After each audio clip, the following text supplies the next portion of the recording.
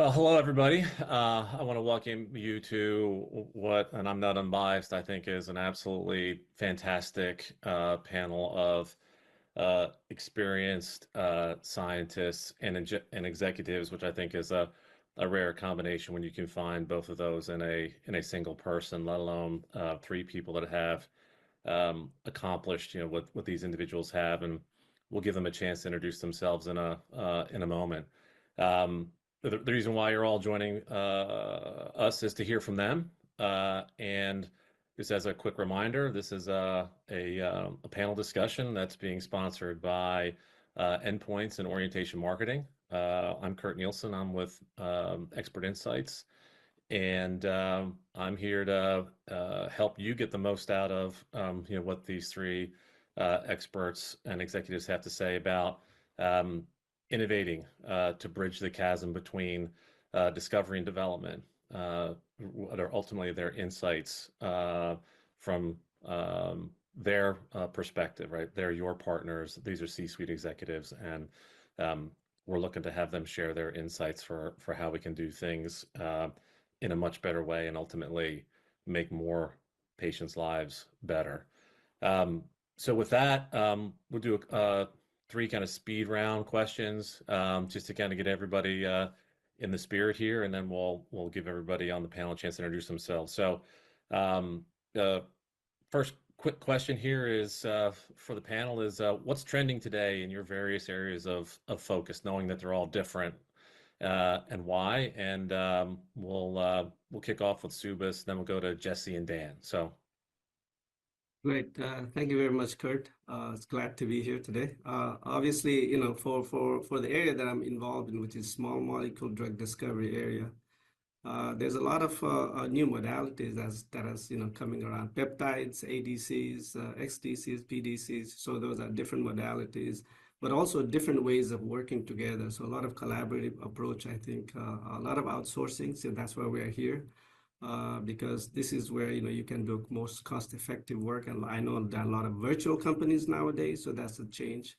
So in that sense, I think there's a lot of opportunities now to really move compounds forward quickly. So I think it's really collaborations, work to speed things up, new modalities, areas where there are new pipelines, new approaches to solve key problems in treating patients. And obviously, the AI ML, of course, is the key now. I think that's where you utilize a lot of the data that has been generated to try to speed things up. So those are, I think, three most key important parts. I think that's shaping where we're going next. that's awesome. Jesse, and then Dan. Thanks very much, Kurt. I think what I'm seeing from the large molecule drug substance side, which is where I've been for the past 23 years, the trend is really in CDMOs becoming more and more flexible and really trying to be agile, good partners for a very, very innovative pipeline. There's so much innovation upstream of CDMO that sometimes, if it's too purpose built, you have a really hard time meeting the needs. And so I think a trend that I see is any new facilities that are being built have to be built in a really flexible way.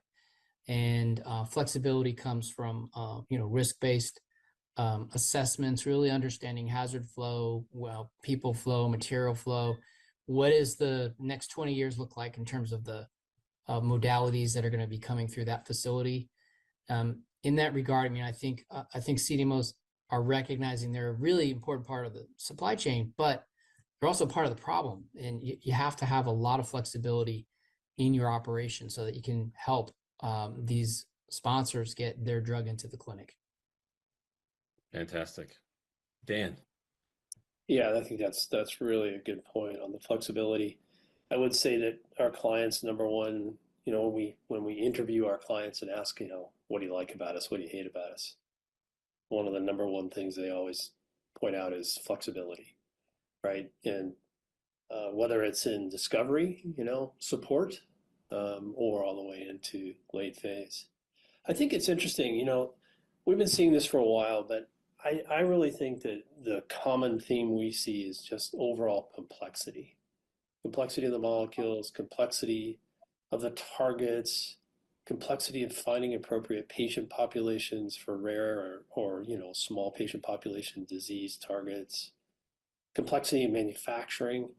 It's just everywhere. And, we can blame that being the reason why medicines are really expensive. But really, to me, that's just the challenge, right? For example, we're a small molecule CDMO, so we worked with discovery teams all the way through late phase and commercial, and mostly oral small molecule. But what we're really seeing is that if you can identify sort of really early on these issues that you're going to encounter later on, whether it's in phase 1, phase 2, et cetera, that makes a huge difference in your efficiency of developing those kinds of hopefully impactful medicines. And the bottom line is, if we don't figure out how to go faster and get medicines to patients quicker, we're not going to solve that fundamental problem of cost. I mean, we're obviously in the CMC spectrum, so there's only so much impact we can ultimately have, but I think we can make a big change, whether it's flexibility, is what Jesse's saying, or just being really cognizant of what the downstream challenges are going to be earlier. Because I don't think medicines are going to get simpler. They're going to continue to get more complicated. Well, I think the audience can see that again. We've got a great panel here. I think you've all done a great job, setting the table for the discussion as it's going to unfold, and the themes around speed and complexity and agility and finding the tools, right, and providing those solutions are ultimately what's going to continue to make us successful in a world that is ever more wonderfully complicated. So we just got a couple more questions in the speed round. So the second question is just sort of really quickly, like what are you seeing as a particular challenge today? It could be something that's like you're seeing just today, or something you kind of see for the next few years. But what's the challenge you're seeing? And then we'll come on to a question around like what inspires you about what the future holds. But that'll be the third question. So let's go to Jesse to kick us off on this one.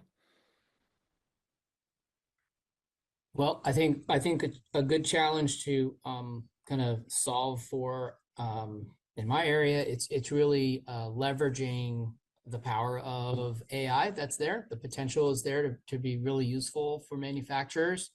The challenge is always getting data out of points where data is being collected, contextualizing the data, managing the data, getting the data into kind of a routine and a cadence of analyzing and putting it into models, doing modeling and being very disciplined about that.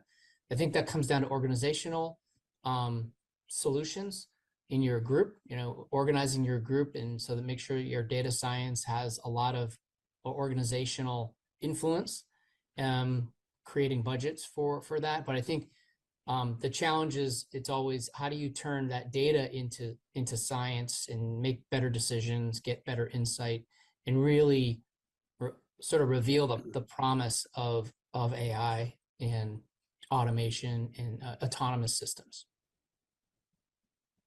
Dan, and then we'll go to Subas. Yeah, I think AI is really interesting, right? Tons of challenges, but I think the main problem I see is we just don't have data sets that are organized properly to really truly exploit. So, it's Ron, we're trying to kind of create a whole new paradigm of how we collect data in the very earliest stages all the way through the process in sort of a semi-standard format so that we can really go after that. And I think as an industry that's a big challenge, right? How we do that, how we work together to solve that. I think the other, as we talked about earlier, the biggest challenge I think we see is the need to go much faster, really. And everybody says that, right? But it's really true now. We can't take 8 years and spend $1.5 billion to develop a new drug anymore, with rare exceptions. And so we have to figure out how to be much more predictive of how we're going to get into the clinic and not repeat things once we're there, whether it's in formulation or process or manufacturing principles or quality systems, data collection, et cetera. And those, as I think somebody said earlier, a lot of our facilities are really not designed to do that efficiently. And our approach is to start with fantastic science and really good data analytics to be more predictive all along the path from very early and sort of lead selection all the way through into, deep into manufacturing. So I think that's a challenge, and we're really trying to meet that head on. And I think whether you call it AI or just really good data analysis, we need to really leverage that as much as we can. Dan, one of the things you impressed upon me is this idea you expressed to me about right from the start, and it resonates with me because I come from a world where right first time and is an important concept. And again, I think I know you'll come on to that later in the discussion, but I think I hear that theme in what you were saying there. So, Subas, bring us home on this topic. Yeah, no, obviously, yeah, I think from our perspective, I think, a lot of our clients, I think tends to be, biotech, small companies, and of course, large companies. The large companies have actually utilized the AI a little bit more, but we are trying to help a lot of the biotechs who have limited cash. I think they want to bring it to a milestone much quicker, as we say, so you have to start right the first time, the progression of, going from the hit to a lead, to a, lead optimization, the PCC, and then going to IND enabling. So really, I think trying to do that cohesively, without any mistakes and, not having to repeat the right the first time, right approach. I think that is the key. Obviously, AI ML can speed up some of the design part, but the synthesis part of complex molecules that's coming out, a lot of the different modalities, a lot of the complexities involved in, the large molecule space, actually synthetically challenging, large peptides, large macrocycles. I think so that the speed to synthesis, the speed to testing, having those right assays the first time, the DMPK is critical aspect, of any drug that's going to go into clinic. And so having all of those studies lined up really carefully, working, as a team and having good project management. So the workflow needs to be really streamlined, I think, to go from really discovery to IND to then, going to clinic, right? Of course, and the flexibility of, for us as CRO, CRDMO, and CDMOs, I think is being flexible enough for different partners to be able to do that and reach their milestone as quickly as possible. I mean, AI ML can, do only so much, I think, in terms of design, but synthesis, testing, analysis is critical. How you share that, how you work together, that collaboration nature has to be really worked out. I think, from my perspective, that's really critical to speed things up. So those are the challenges that we face. And so, we have to work with different types of partners. And so we need to make sure that we do the right thing by them. Like you all did a great job of covering opportunities and challenges. And I'm often reminded that if there's one thing nobody's making any more of, it's time. And we all choose to spend our time in healthcare and working on products and projects to make patients' lives better. So how about share a little bit of inspiration, and then we'll get into introductions. What inspires you about the future, right? Or about today and about the future of healthcare. Dan, how about you kick us off on the inspiration train? I think that we are so fortunate to work in this industry, right? Because we have such big impact, in principle on patients, right, on their lives. And we all have stories, with our friends and families we can point to that supports that. But I think that really, I am really excited about the future with respect to, the future of medicines in general, right? If you look at some of the things we've done as an industry over just the last 10 years, it's really amazing how much progress we've made in understanding human biology and how to exploit that to treat disease. And I think it's just going to accelerate. I mean, it really is, to me, the century of biology in so many ways. And we're very fortunate to be part of that. Having said that, there is a massive amount of understanding of how to really do these things, both efficiently and from a scientific perspective, that we have to meet.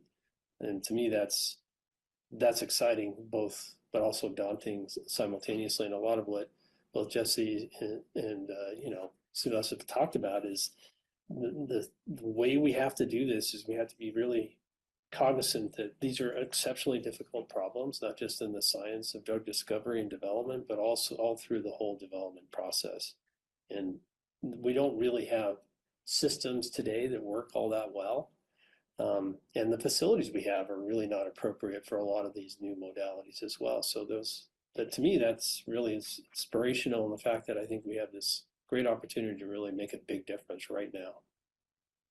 Excellent. Subas, and then Jesse, you bring us on with this topic and we'll get into intros. Subas. Yeah, I mean, obviously, the most interesting aspect of the current place where we are is really this new AI, ML that can probably, help, see so much data that has been generated over the past, how to use that data to really come up with, things quickly that we can do, make drugs, at least design aspects. And I think there are lots of tools now also to speed things up in synthesis. So these are kind of things that probably, didn't exist, when I started, right? I mean, 30 years back. So it is very exciting to be in this field right now. And as Dan mentioned, I think is really critical that we master some of these approaches, from our perspective on behalf of clients. I mean, not everybody has access to AI/ML, right? I mean, large pharma who have money, of course, they've utilized a lot. For the biotechs, I think what they want to do is partners that know how to use it and move. So that's what we're trying to move into, actually, AI/ML space. And so then, of course, it's a learning phase for me as well, and a lot of our colleagues. But certainly, I think the challenge and aspect that we'd be helping move things quickly and getting these drugs to the clinic and obviously manufacturing. There are obviously a lot of challenges there, especially with the complex modalities that people are targeting. But certainly, that's what really challenges me and really gets me excited to be in this field right now. Really, I think we're all trying to do the right thing for the patients. I think try to get drugs out quickly as possible. Amazing. All right, Jesse, put the exclamation point on this. Well, there's two things for me. I get up in the morning for. It's about the patients. It's the photos of the kids that have cancer and then they don't. It's just beyond just it's almost unfathomable how curative some of these therapies can be. But we all know how hard it is to scale these medicines, and the access is very, very low. I think less than 30% of patients that are eligible for CAR T therapy have access to it. So it's a very inspirational problem, an inspiring problem, big problem. And there's a lot of pieces that have to come together to actually make this commercially viable. And I feel like I want to have a small part to play in that mainly focus on the underpinnings, which is the manufacturing. The other thing that's very inspiring to me, it's the young scientists that come through their masters, their PhDs, their bachelors, their masters, or PhDs, and they're just so energized by all of that. And you just see them come on to your company and they have so many ideas, so innovative, and you just want to create this space for them to navigate, because there's so much innovation that can happen just every day. And I'm just inspired by that, just helping people think about new ways of doing things. And it's just really a luxury. Where I am in my career, I get to see that happen every day. And so that's inspiring. Absolutely fantastic. And now that our audience knows a lot more about how you think and what you think about, I want to give you all an opportunity to introduce yourselves, say a little bit more about your companies, and then we'll take a couple of questions. So we'll kick off the intros. We'll hand it to you, Dan, and then we'll go to Jesse and Subas. Great. Yeah, so Saran Bioscience, we are obviously a CDMO, and we really believe in this concept. I think you mentioned it earlier, Kurt, of sort of right from the start. If I think about our primary focus, our customers really, let's start at the beginning, right? It's discovery discussion. Not every molecule is a drug, right? I mean, we have lots and lots of early on when you're trying to understand how to advance a molecule into whatever, toxicology studies of various types. There's a lot of hope, but it's really important that we have the tools right from the very beginning that can assess whether we have, for example, the ADME properties that we really need. I mean, we can handle things like poor solubility and even to some extent poor permeability, but we really, we have very few knobs to turn on metabolism. And so the faster we can assess these things, the better everybody's going to be. So we have a very efficient sort of process early on where we work with teams to screen a whole variety of different compounds, with respect to, CMC and ADME properties, so that we can identify molecules that should be advanced. And it's not just, the molecular properties, it's also thinking about, well, if this is going to be a 500 mg dose and, you have to give, have to do some pretty heroic things to solve some of the other problems, then it's probably good feedback to give to discovery teams to go back and potentially look at something else. On the other hand, once a molecule has been identified, and it's very clear it passes some of those initial sort of hoops, it's really important that we go fast and efficiently. For all the reasons we talked about previously. So we've really built Saran to be able to screen very small amounts of material, collect appropriate data that allows us to go to the next step with a lot of confidence in the development cycle.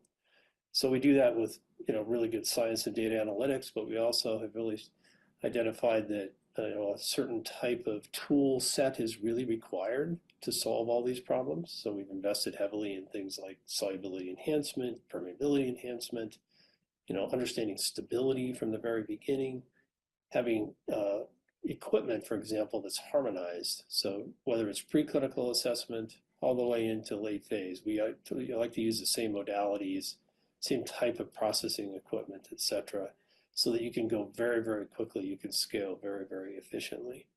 And, you need a lot of, like I said, computational tools and methodologies to really do that efficiently.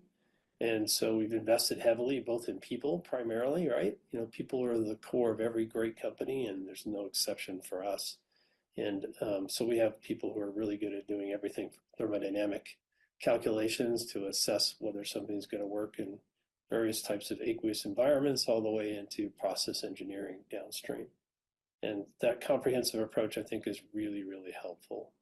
And I come back to this flexibility thing again, because, as you're going through this process, you have to be ultra flexible because things change, right? A lot of our customers simply don't know exactly what the clinical design is going to be, of course, especially early on. And that may require a different strength tablet right at the last minute. And if you're not able to really do that for them, then you're really not providing the service that they really want. That's also true in analytical and in a variety of other aspects.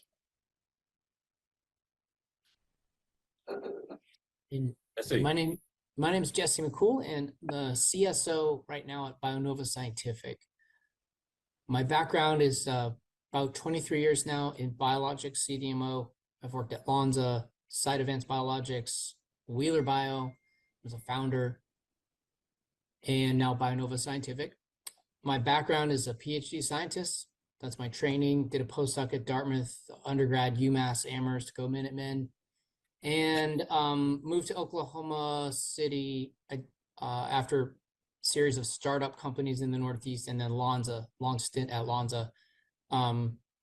Really got my training at Lonza in CDMO. So worked on the bench, and then in middle management, and then innovation management on a global team. Really a lot of great experience at Lonza. Enjoyed that experience. Moved to Oklahoma City though in 2013 to work helping to build out Site Advance. Did that. We got purchased by Hapolinc in China. So that was an interesting process, going all the way to public markets in Hong Kong. And then in 2020, in the middle of COVID, started Wheeler to focus on early stage companies and what their needs are. That was Wheeler, small scale GMP, very sort of large scale process development. So a lot of process development focused resources, and coupled to a small scale GMP. And everything I've done in my career has always been focused on protein expression. The reason I left Wheeler to do BioNova was really to get the opportunity to work in the advanced therapy space. And right now we're working on a new build in Houston in the Woodlands to get into the advanced therapy space. So BioNova has been around for 10 years, science-focused company, commercial manufacturing. I would call it a boutique CDMO. It's 2,000 liter scale at this point, very mature quality system. We've had a PAI. And so it's a commercial manufacturer, but it's smaller scale. And the reason I think that's very useful for the industry is because I feel like the industry's, in a sense, a lot of CDMOs are overbuilt for what clients need. I think clients really just need a reliable partner to go from gene to commercial launch, and that in a stable, capital efficient organization that has a lot of stability. And so you don't have to tech transfer, to other CDMOs. Really, that's the value proposition, I think, for BioNova. And we're adding plasmid DNA in the woodlands. We're already doing research use only plasmids. And then in the spring, we're going to be adding GMP capability at 50 liter scale. So it's all single use system. And we're developing our off-the-shelf strategy. You can talk about that in a little bit. That's our approach to plasmid manufacturing, and then some integration with Lenti as well. So thank you. Subas. So my name is Subas Sakya. So I've been with BioDuro for about 10 years right now. But prior to that, I worked for Pfizer for about 16 years as a med chemist. Before that, I worked for Wyeth for another 6 years. All of them, in medicinal chemistry, focused on really different disease areas, antibacterials, inflammation. In the last 10 years at Pfizer, actually was in the CNS area. So I'm well aware of a lot of the disease areas, I think that needs new treatments, obviously. And so I've been in the drug discovery space. And so I used to manage outsourcing at Pfizer for a short period. And then I moved into a CRO initially, which is BioDuro. And actually, currently, BioDuro actually grew by expansion, by merging with a CDMO called Sandia. So now we're a fully CRDMO. We do both research in the discovery space as well as in the development stage. So we're really trying to make sure we are a one-stop shop. So our facility spans both US and China, and we're a fully US-owned, US management. Our headquarters is actually in Irvine. This is where I'm located right now. And then we have facility in China, primarily in the research and the development space. The drug products manufacturing actually is in the US in our Irvine facility. So we are trying to position ourselves in a way where we can help clients cut costs, right? I mean, research takes a lot of money. Clearly, I think I think US is quite expensive. I mean, by and large, to do research. So that's why a lot of things have moved out. And so what we're trying to do is make sure we can be a one-stop shop where we can do early discovery, where we are really good at. So BioDuro was built as an integrated drug discovery service provider, and now we're a CRDMO, the fully all the way to drug products. I think the key, for clients is to know that, once you have placed your early hit molecule or the lead molecule in a company where they can make compounds, synthesize them, test them, develop assays that they need. And I think that's the scope of BioDuro. Is we have a really strong chemistry team with many years of experience in many different types of molecules, from small molecules, natural products, PROTACs, ADCs. We have antibodies discovery group. We have ADC group, drug conjugation group. We have lots of years of it. PROTAC. We have PROTAC platforms in the biology. We have a nucleotide platform, oligonucleotide platforms in biology. We have pharmacology in GLP-1 space, NASH models. So pretty much all of the key areas that clients need to make compounds, test compounds, and then the DMPK space. I'm really glad Dan mentioned that part, because that's the critical space where before any compounds move into clinic, that you need to pass, the safety hurdles, the permeability, the oral solubility.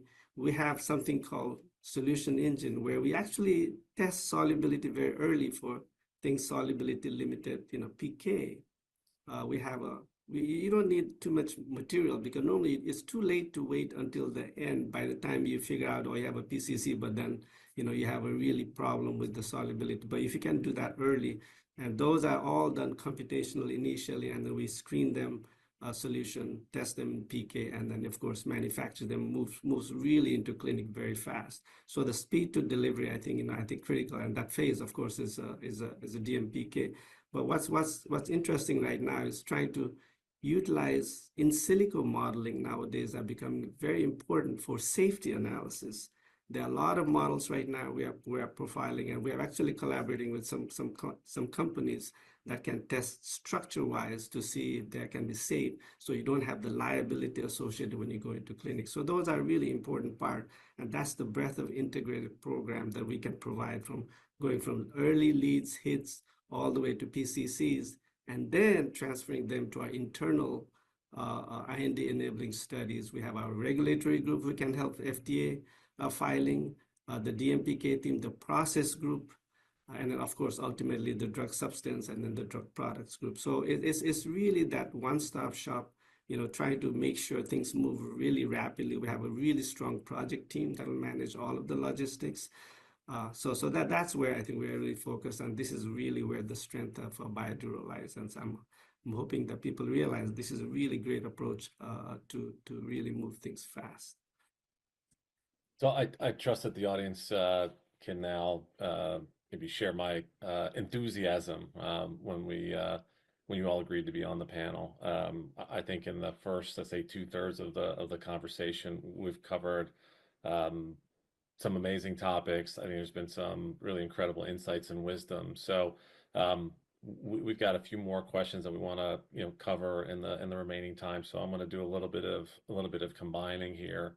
I think kind of building off of everything that you said, I want to move into the topic of like one of the goals of the discovery, late stage discovery, and then the earlier phases of development is to get that all important first in person study. There's obviously many milestones that are important along the way, but that is a critical clinical milestone. It's one of the toughest and one of the most exciting in the process, at least in my humble opinion. I wanted to get you all to offer from your points of views and different experiences, which I think are quite varied, and I think are going to be incredibly helpful to the audience. What are the practices and behaviors that you see really drive success? And kind of assume whatever dimensions you think are important, resources, time, money. We talked about, right first time. And then also, when you're thinking about, your answer, also throw in where you think there's some wisdom too, right? Like right. We're going to point out our experiences, but yeah, sprinkle some wisdom in there too about, okay, in our collective over 120 years of experience, here's a couple things you really should think about, right? That's going to make your program work better, and you're going to be able to get the outcomes that you desire. So maybe Dan, you can kick us off on this topic. Oh, sure. Yeah, wisdom, man, that's a tough one, right? Hard earned, every bit of it hard earned, man. Yeah, I mean, I think that it's such a tough journey to develop a new drug is the bottom line, that we all know that, and that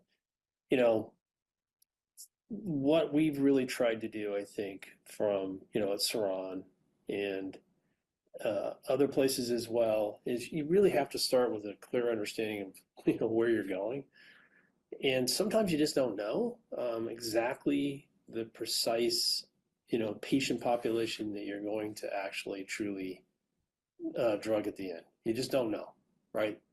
You've got a neat little target you've identified. Everybody's excited about it. You went and raised a bunch of money as a small biotech, or maybe managed to convince the research team at a large pharma to invest in it. And so it's really important that very quickly you identify a path forward that makes the most sense, that gives you the most flexibility in the development cycle, right? So we can use an example, right? Let's say you're in lead selection and you've got 10 molecules, and I'm a small molecule guy, so I'll stick with that. And you're screening against, some sort of developability criteria. Obviously, toxicology and potency and selectivity, those are givens. And, we usually start interacting after those issues have been at least partially addressed. Now what? We have to take these molecules and somehow get them into the clinic, right? That's the next milestone. Get it into sort of an early pre-proof of concept, I call it proof of concept, where you're really showing that, okay, I've got exposure, I can do dose escalation, everything looks okay from a safety perspective. Maybe I even have some on-target evidence, and so now everybody's going to be able to go raise the next round of funding internally or whatever. And to do that, you have to have a very systematic approach. You have to understand the physical chemical properties of the molecule that you're dealing with. And that starts with an excellent understanding, as Subas was saying, of solubility. But solubility is complicated. Its solubility is a function of pH, because in different parts of the GI tract, there's a different pH. You have to understand what the impact of bile salt exposure is, and lipid interaction, and food, etc. The good news is a lot of that stuff has been researched very extensively, and we have some pretty good ways of, either experimentally or theoretically addressing those. Unfortunately, not a lot of CDMOs do that well, right? I mean, Subas's company does a great job of it, but, we end up with a lot of rescue missions at Strawn where they started out with really inadequate information and went down a development path that just didn't make any sense. And so I think it's really important that you collect the proper data, and we have a fairly systematic approach by which we do that. And then once you have, that clear package of understanding of what you need to do, then the path kind of falls in place. And the second thing you have to have is all the tools and expertise and the people and the scientific rigor that allows you to execute that somewhat semi-flawlessly. There's going to be all kinds of challenges as we move through, the development process, that we're going to have to be very flexible. There's the big F word again. Whether it's flexible in the scientific direction we go, or, the fact that we have to open up a new cohort that we have to explore, or go back and do some additional talks. And if you've thought about all these critical properties, the ADME properties, properly early on, then it's a lot easier to make a pivot, right? Because that I'm going to be able to do this. For example, we do a lot of spray dried dispersions at Ceron. I've been working on this in my career for 30 years now. And what we realized early on is that to do that well, you have to understand all those solubility properties, but you also have to understand what the impact is going to be if you turn something from crystal into amorphous, et cetera, et cetera. And so we've invested in tools that we can work with down to a few milligrams. Actually, we have a spray dryer that's custom made that does that, all the way up to, a developability step by step as we scale that process, all the way up to several hundred kilos. And in fact, we're building a new commercial facility that'll be able to do, up to a metric ton. And that ability to go very seamlessly from very, very small amounts and with a high degree of confidence, no matter where you are in the development cycle, is super important. And it goes right to all these things we're talking about, right? Addressing complexity, right first time, confidence in development, cost, and even flexibility, right? If you really understand how you're going to go and you have a very clear understanding what the risk is, that gives you the ability to make a pivot. And that's what flexibility really means, right? It's confidence to change.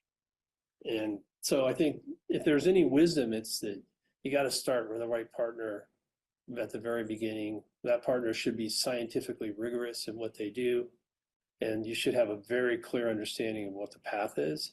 And that doesn't mean that you go do a huge empirical screen. It means you have a very focused understanding, that's driven hopefully by as much new, computational methodologies, AI or whatever, to help us. But nonetheless, it's really important that we have a clear understanding of what direction we want to go early on. So that was really super helpful for me, and I'm sure for the audience. So we're coming into the home stretch. It's hard to believe we're somewhere around 40 minutes in. So I think what I would ask of Subas and Jesse, take a couple minutes and give us your perspective on this topic, and then we'll go to one more speed round to leave people with some closing thoughts. So, Subas? Yeah, yeah. As Dan mentioned, I think it's really critical to do the evaluations, early to make sure that, you can get into the clinic not only fast, but survive, right? So I think what Dan was alluding to obviously is what we called in our company an IND enabling studies, after the PCC. But again, I think getting to that PCC with the right molecule is a very important part. So having that, knowledge of the targets, all of that, of course, a given, and then focusing on the key molecules. We almost always pick several types of molecules to differentiate to make sure we check all of the paths towards DMPK, and then moving into clinic, making sure the properties, as Dan mentioned, solubilities, the polymorphs, salt screenings, all of those are really, really critical aspects of choosing the right molecule, and then doing the IND enabling studies across full spectrum, right? Making the sort of the the scalability for manufacturing is critical as well. So all of that has to work out seamlessly, and then moving into the clinical space. So that's where I think we're really focused on. We are doing the integrated drug discovery very early, choosing DMPK properties very early, even in the lead seeking stage, and then lead optimization really fully realizes all of that. Again, we're trying to go back very early now to help see if we can even screen out toxicity issues that could surface. There are a lot of programs right now that can do, DMPK, CYP inhibitions, and all of those kind of things that are really essential to move to the next stage. Because those are, it's not just getting it done, but it's getting it with speed and the quality, right? I think those are the key aspects. So again, you have to do very early studies right to get to the late stage.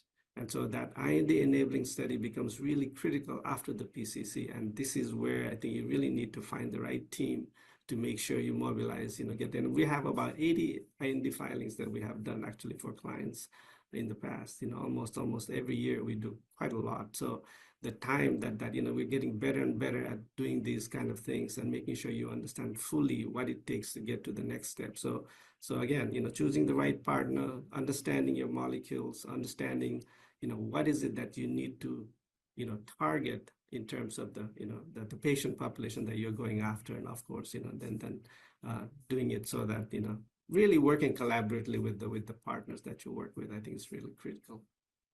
Fantastic, Jesse. Yeah, I can't really add much more. I really think these are great answers. I do think there's a lot of value in having a broad network when you're a sponsor. If you're broadly networked and you can pick up the phone, pick up the phone and talk to a regulatory expert that's been there, that's done that with that particular modality, it can save you years of time off your timeline. All the decisions you're making during that transition are so critical because it just sets the direction of your program. Some tangible things that I've been kind of preaching for a while about how do you go faster, sort of on the biologics side and on cell line side, the CAR T side. One would be if you're a CDMO, you want to help your clients go faster. Try to integrate with the CROs as much as possible. Find some good discovery partners that are willing to work with the CDMO that really kind of operate upstream of CDMO and have a kind of a common interest in trying to find a process that maybe works better and faster for the client. So things like sharing the process for cell line development. We at BioNova, we're using leap-in technology from Atom. Great technology allows you to make a stable cell pool, and the pool actually can be generated quite easily in a discovery shop where they're not typically doing cell line development. They're typically working with HEC 293 and sort of transient expression. Well, if you can actually put that tool into their hands and they can make stable pools with a CHO, that can actually save a lot of time, just because there's There's some time lost often when you're making proteins in the wrong background and you have to redo work, redo analytics. So that's one tangible thing. You know, as a CDMO, find some partners that want to integrate with your workflow. Another way is if you know your CDMO trying to help your clients go faster, it's making sure you have your organization is staffed with the right experts on the regulatory side that can really weigh in on the risks, the benefits of making specific decisions that may allow you to go faster. Also, some connectivity to the venture markets. I have always found this very useful for me. I'm a founder, so I've been doing a lot of fundraising over the last 5 years. It's actually quite useful to help the clients if they're still raising capital, connect them with a few friends, help them network, help them get into the conversation at a fund that you know. So just really trying to connect the dots for the clients early days. I think it's super helpful for them. Those are just some more tangible ways of helping to go faster. On top of having a platform that works 80% of the time for most of the molecules and both process and analytics, having a really good tech transfer approach, having scalable equipment, harmonized equipment between PD and manufacturing, all of the things that everybody on this call probably is very familiar with. Just make sure that your CDMO has thought about these things in the design of their facility and their equipment strategy and infrastructure. Well, we're at our time limit, and I want to respect that our audience, has likely made plans to go to do some other things after our 45 minutes are up. I wish I had this advice when I was starting out. It's just really incredible, and I'm sure the audience appreciates that.